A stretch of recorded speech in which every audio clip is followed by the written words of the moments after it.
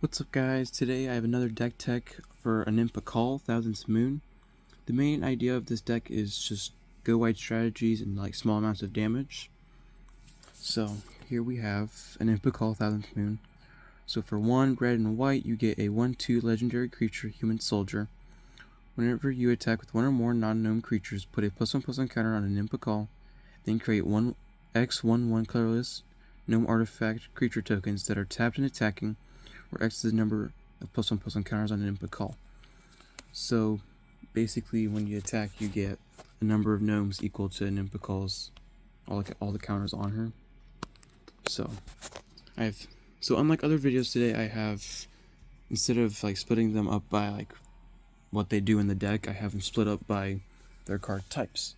So I have artifacts, enchantments, sorceries, instants, and creatures. First up is artifacts. Most of the artifacts in this deck are ramp and don't really do too much, so like Boros Signet, Mind Stone, and Soul Ring are just going to help accelerate and get bigger mana spells outwards. And the only like non-ramp artifact I have is Bilbo's Ring. So for 3 mana, as long as it's your turn, equipped creatures has hexproof and can't be blocked. Whenever equipped creature attacks alone, you draw a card and lose a life. Basically, you want to equip that to an Anim Pakal so you can, when she gets really big, you can win through commander damage. For enchantments, I have 3 different sections of enchantments. I have pump spells, burn spells, and others, which, ones that don't fit in other categories. First up is pump spells. So these make my gnomes bigger, or I make select a Talia's favor. I mostly just put on an Anim Pakal to give her trample so you can win through combat damage, and you get a little extra spell from it. Fortifying Provisions makes all your gnomes 1/2s instead of 1/1s, so they can tank a little more damage, but they can still just make them a little more bulky. And you get a food token. And Shared Animosity is a really good pump spell because, if you get like enough gnomes going and attacking, they're going to get a bunch of +1/+0s, and they're going to deal a bunch of damage pretty easily. Next up is Burn. So mostly it cares about creatures entering. So like War Leader's Call, very good. It does both pumping and it deals damage. So for 3 mana you get an enchantment that gives creatures 1/1/1, and whenever a creature enters under your control, it deals 1 damage to each opponent. Really good, honestly. I love the card. Won me plenty of games. Impact Tremors, basically the same thing. Fires of Mount Doom. I have this in here just for some extra card advantage for this deck and a way to do some extra damage. Clavicle of Calamity. Basically, all our gnomes are 1/1s, so it's going to trigger a bunch of times. So, pretty easy. And I have a couple rooms and other enchantments. We'll first do the rooms. So Grand Entryway and Elegant Rotunda. This just makes a little guy, but this is the side we mostly care about. Pumping up, an Anim Pakal to get a bunch more gnomes out faster. And Surgical Suite and Hospital Room. Surgical Suite can get back some of our smaller creatures. Pretty good. Hospital Room, when an Anim Pakal goes to attack, instead of 1 +1/+1 counter, you get 2 +1/+1 counters, just building up the army really fast. A Symbol of Legion, a pretty recent addition to it. Pulled from Ravnica Remastered, pretty decent card. Makes a bunch of 1/1s that are, pretty disposable, and they're non-gnomes, so they will trigger Anim Pakal.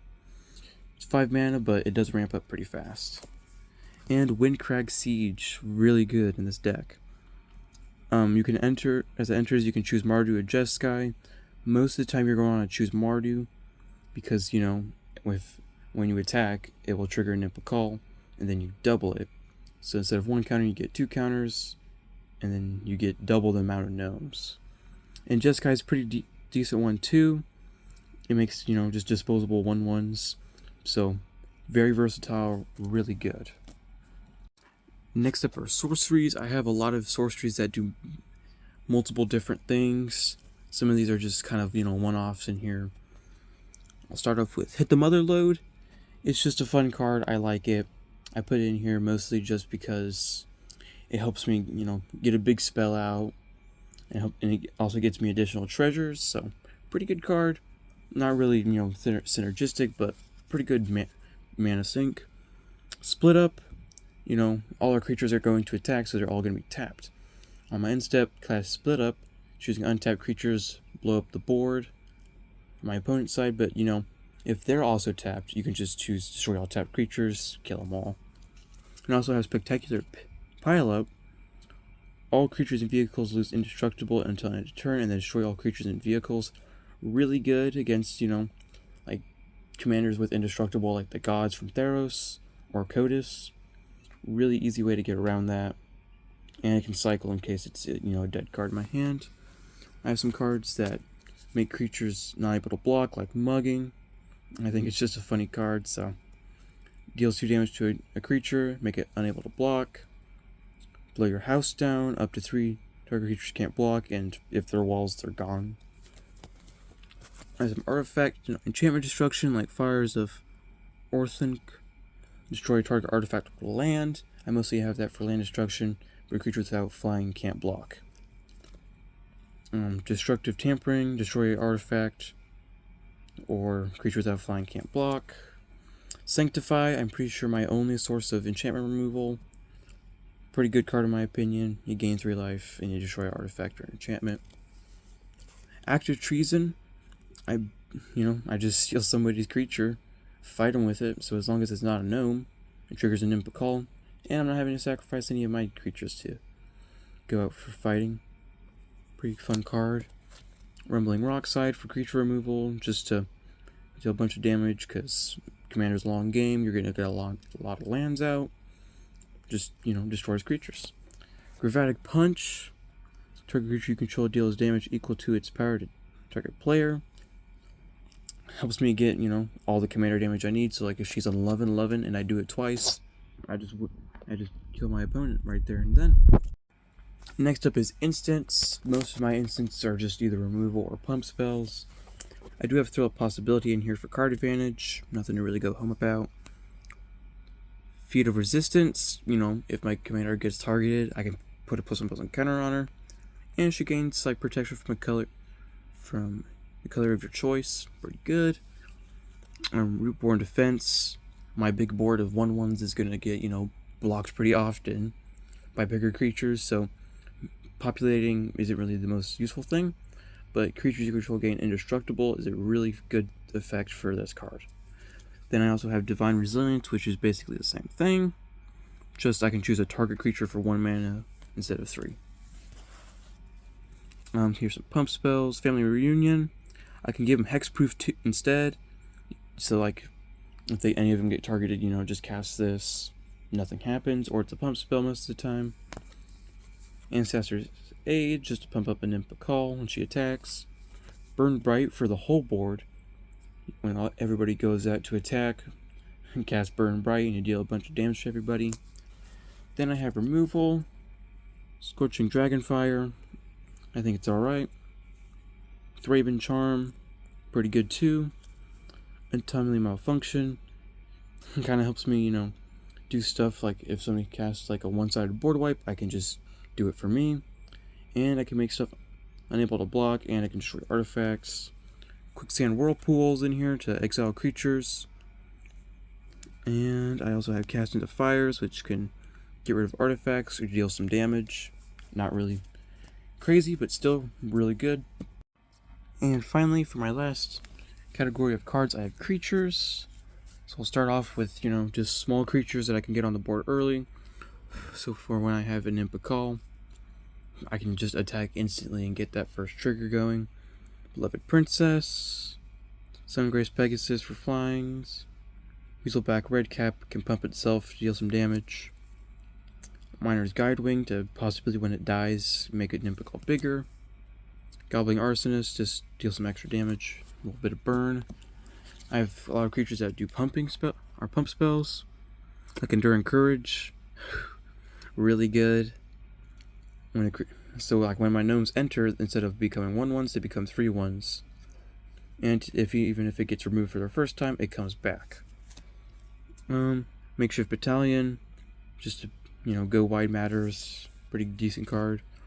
Orzhov Advocist, makes the Anim Pakal even bigger, pretty darn good. Warren Elder, kind of just a good mana sink, so if I have a bunch of mana near the end of the game, just activate it once or twice, and I have a bunch of 3/3s or 4/4s going out and killing everybody. And Warded Battlements, so all my gnomes become 2/1s, make them a little bit bigger, kind of like that enchantment I was talking about, Provisions.